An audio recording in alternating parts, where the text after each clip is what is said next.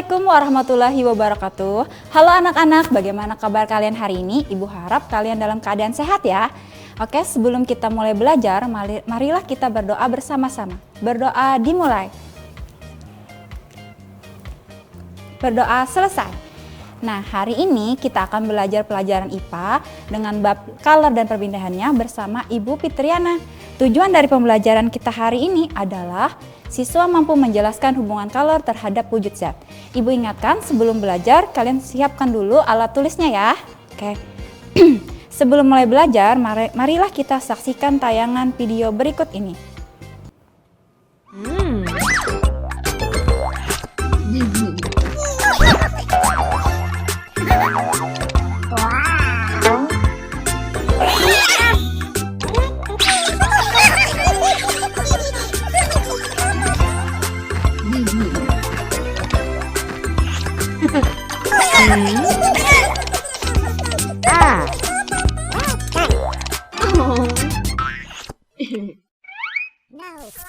Nah anak-anak, dari video yang sudah kita tonton bersama, kita bisa melihat bahwa es krim yang mulanya berwujud padat berubah menjadi cair saat di bawah terik matahari. Jadi es krim tadi mendapatkan kalor yang berasal dari sinar matahari. Oke, selanjutnya kita akan bahas apa itu kalor, apa sih hubungan kalor terhadap wujud zat. Nah, pertama kita akan mengetahui definisi kalor. Kalor adalah salah satu bentuk energi yang berpindah dari benda bersuhu tinggi ke benda bersuhu rendah. Kalor ini memiliki lambang Q dan merupakan besaran turunan, memiliki satuan joule dan kalori. Jadi kita bisa pilih salah satu. Kalor bisa menggunakan satuan joule atau menggunakan satuan kalori. Dan alat ukur untuk mengukur kalor adalah kalorimeter. Baik anak-anak, kita akan lanjutkan materi kita setelah jeda iklan berikut ini.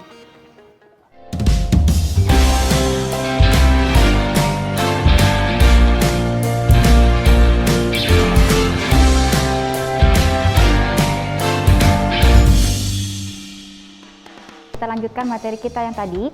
Nah, kalor ternyata dapat merubah wujud zat. Saat kita memanaskan air akan mendidih dan menguap. Air yang mendidih dan menguap terjadi karena diberikan kalor yang berasal dari api kompor. Nah, jadi si wujud air berubah dari yang mulanya cair menjadi gas atau uap, itu disebut dengan menguap.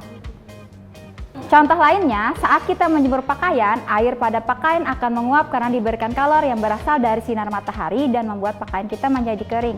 Nah, di situ terjadi perubahan wujud cair menjadi gas, sama ya seperti yang tadi. Oke. Seberapa cepat sih kalor merubah wujud benda? Nah, itu semua bergantung dari kalor lebur atau kalor uap suatu zat. Apa itu kalor lebur? Kalor lebur adalah kalor yang diperlukan untuk mengubah wujud 1 kg zat padat menjadi zat cair.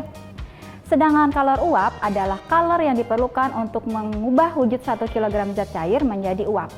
Kalor jenis adalah jumlah kalor yang dibutuhkan untuk menaikkan suhu benda bermassa 1 kg sebesar 1 derajat Celcius. Faktor apa saja sih yang dapat mempercepat penguapan? Yang pertama, menaikkan suhu. Yang kedua, memperluas bidang permukaan. Yang ketiga, mengalirkan angin. Anak-anak, kita akan bahas rumus kalor. Yang pertama, rumusnya adalah Q sama dengan M kali C kali delta T.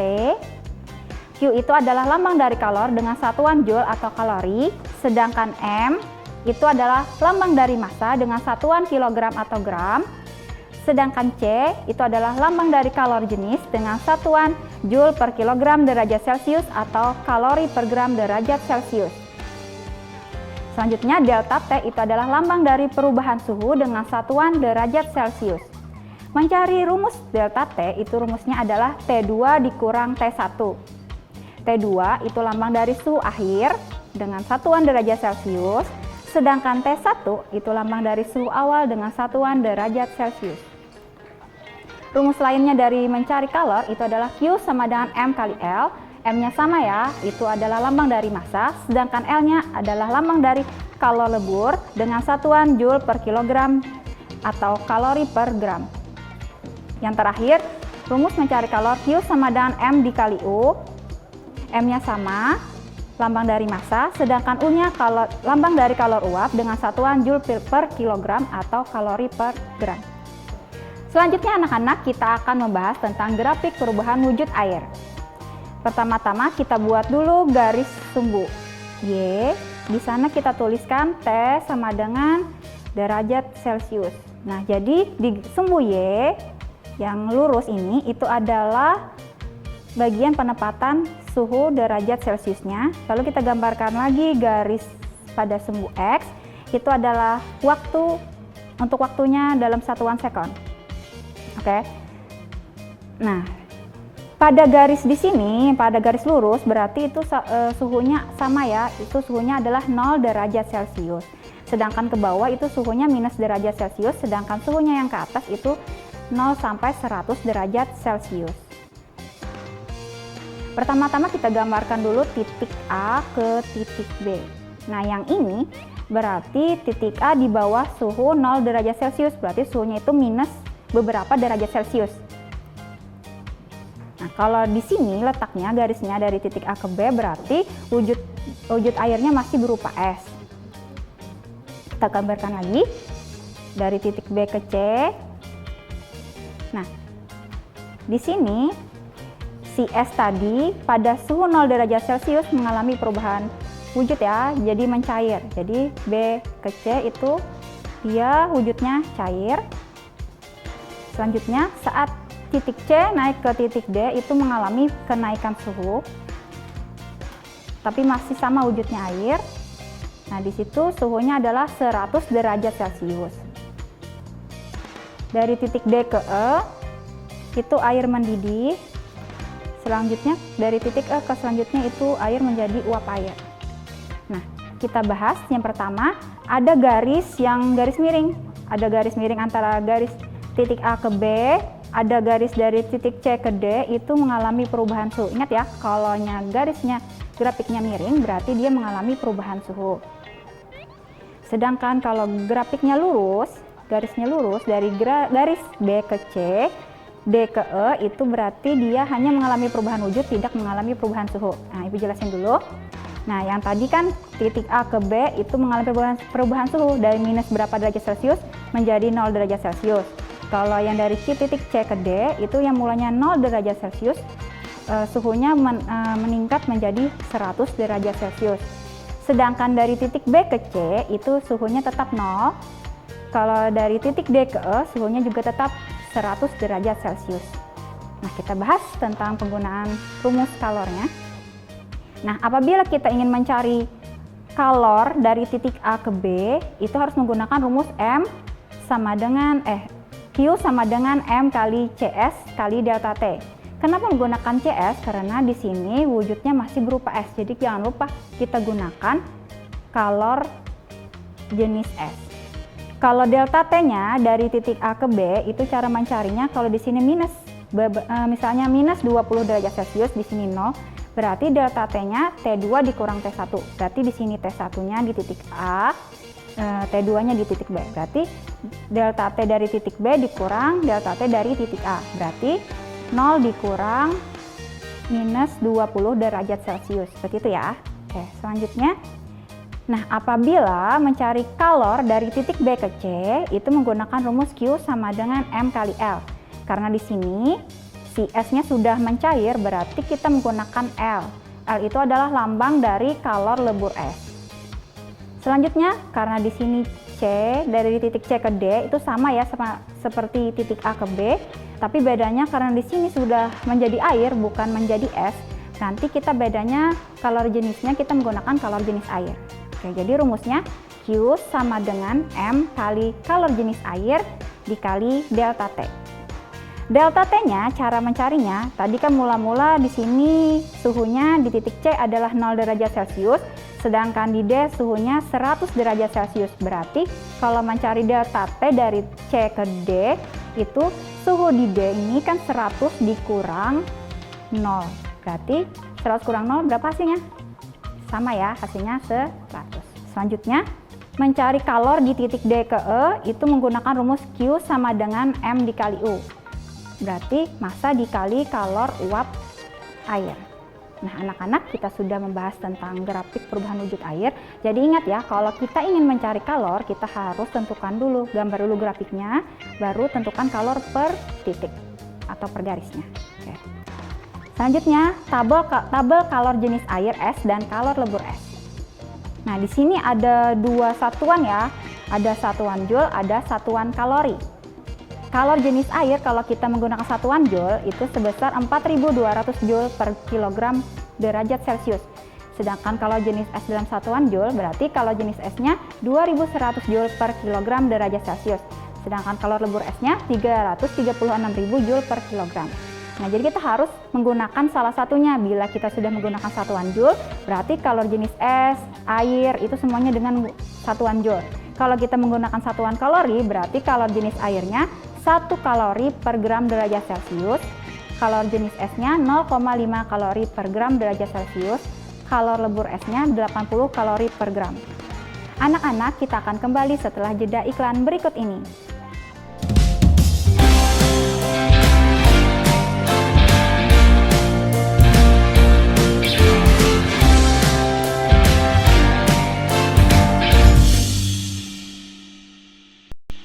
Anak-anak, kembali lagi kita akan membahas contoh soal.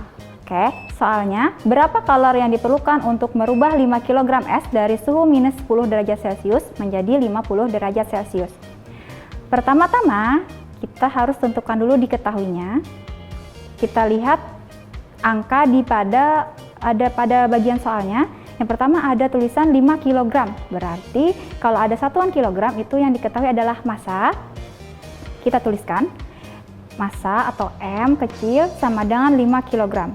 Selanjutnya kita lihat lagi di soal, ada suhu minus 10 derajat Celcius. Berarti yang diketahui adalah suhunya minus 10 derajat Celcius. Kita tuliskan T1 sama dengan minus 10 derajat Celcius. Selanjutnya yang terakhir ada lagi tulisan 50 derajat Celcius. Berarti sama ya, itu adalah suhu. Kita tuliskan T2 atau suhu kedua 50 derajat Celcius. Kemudian apa sih yang ditanyakan dari soal? Kita baca lagi soalnya. Berapa kalor yang diperlukan? Berarti yang ditanyakan adalah kalor. Apa tadi lambang kalor? Lambang kalor adalah Q. Kita tuliskan Q sama dengan titik-titik. Nah, kemudian baru kita jawab. Sebelum menjawab, kita harus menggambarkan dulu grafik perubahan wujud air. Kita gambarkan dulu sumbu Y-nya. Di situ dituliskan T derajat Celcius. Jadi sumbu Y itu untuk meletakkan suhunya, sedangkan di sumbu X itu adalah waktu dengan satuan second. Pertama-tama kita gambarkan dulu garis dari titik A ke titik B. Karena tadi suhunya kan minus 10 derajat Celcius, berarti itu harus di bawah dari 0. Jadi gambarkan jauh dari garis antara jauh dari sudut C dan Celcius dengan second tadi ya, jadi ke bawah lagi. Nah, di situ tuliskan minus 10 derajat Celcius, berarti dia wujudnya es. Dan sedangkan di titik B itu suhunya 0 derajat Celcius. Kita gambarkan lagi, B ke C itu suhunya 0 derajat Celcius. Saat itu esnya sudah mencair menjadi air. Kita gambarkan lagi, titik C ke D. Nah, itu mengalami kenaikan suhu sebesar 50 derajat Celcius. Nah, setelah selesai menggambarkan grafik, baru kita bisa mengerjakan soal mencari kalor tadi. Pertama-tama kita harus menghitung kalor dari titik A ke titik B. Jadi tidak bisa ya kita menghitung kalor dari titik A langsung ke titik D. Jadi harus mencari kalor dari titik A ke B, baru mencari kalor dari titik B ke C, mencari kalor dari titik C ke D gitu. Oke. Di tabel sudah ada angka dari kalor jenis air sampai es. Nah, pertama-tama kita tentukan dulu berapa perubahan suhu dari titik A ke titik B. Di titik A tadi kan suhu mula-mulanya minus 10 derajat Celcius, itu wujudnya es. Berubah menjadi ke titik B menjadi 0 derajat Celcius, berarti T1-nya adalah minus 10 derajat Celcius, sedangkan T2-nya adalah 0 derajat Celcius. Berarti perubahan suhu dari titik A ke B, delta TAB sama dengan T2 dikurang T1. T2-nya adalah 0 derajat Celcius dikurang minus 10 derajat Celcius, hasilnya adalah 10 derajat Celcius. setelah kita menemukan perubahan suhu dari titik A ke B, kita akan mencari kalor garis kalor AB ya, mencari kalor AB. Mencari kalor AB berarti kita menggunakan, karena ada perubahan suhu, berarti kita menggunakan rumus Q sama dengan M kali C kali delta T. Nah, karena di sini wujudnya S, berarti nanti C-nya kita menggunakan kalor jenis S. Nah, yang ini ya, 2100 Joule per kilogram derajat Celcius. Kita tentukan aja, kita menggunakan satuan Joule. Saya tuliskan. Jadi, Q dari titik A ke B itu rumusnya M kali CS kali delta TAB. Nah, ini masanya tadi sudah diketahui, masanya adalah 5 kg. Sedangkan CS-nya ada di tabel, kalor jenis S-nya 2100 Joule per kilogram derajat Celcius. Sedangkan delta TAB-nya 10 derajat Celcius. Kita hitung, kalikan semuanya, hasilnya 105.000 Joule. Oke, jangan lupa Q-nya sudah Q-nya satuannya adalah Joule. Setelah selesai menghitung kalor dari titik A ke B, kita akan menghitung kalor dari titik B ke C. Berarti itu nanti QBC menggunakan rumus, tidak ada perubahan suhu ya, berarti menggunakan rumus Q sama dengan M kali L. Berarti kita gunakan kalor lebur S, karena S-nya sudah mencair, berarti gunakan kalor lebur S. Rumusnya Q sama dengan M kali L. Masanya sama 5 dikali kalor lebur S-nya 336.000 Joule per kilogram. Hasilnya 1.680.000 Joule. Yang terakhir, kita hitung kalor dari titik C ke D. Kalau titik C ke D, karena dia garisnya juga sama miring ya, sama kayak QAB, QCD, berarti rumusnya juga sama, tapi nanti ada bedanya. Karena di sini QAB kalor jenis S, kalau di sini sudah berubah menjadi air, berarti kita menggunakan kalor jenis air. Oke. Sebelum ke situ, kita hitung dulu berapa perubahan suhu dari titik C ke titik D. Mula-mula di sini kan suhunya 0 derajat Celcius. Berubah menjadi 50 derajat Celcius, berarti delta TCD-nya, T2-nya adalah 50 derajat Celcius dikurang 0 derajat Celcius. Delta TCD sama dengan T2 dikurang T1 sama dengan 50 dikurang 0 derajat Celcius sama dengan 50 derajat Celcius. Setelah memperoleh perubahan suhunya, baru kita masukkan ke rumus Q sama dengan M kali C air dikali delta T. Jadi masukkan M-nya sama dengan 5 sama C airnya, lihat di tabel, kalor jenis air 4.200 Joule per kilogram derajat Celcius dikali 50, karena suhunya tadi kan delta TCD adalah 50 derajat Celcius. Hasilnya dikalikan semua, hasilnya adalah 1.050.000 Joule.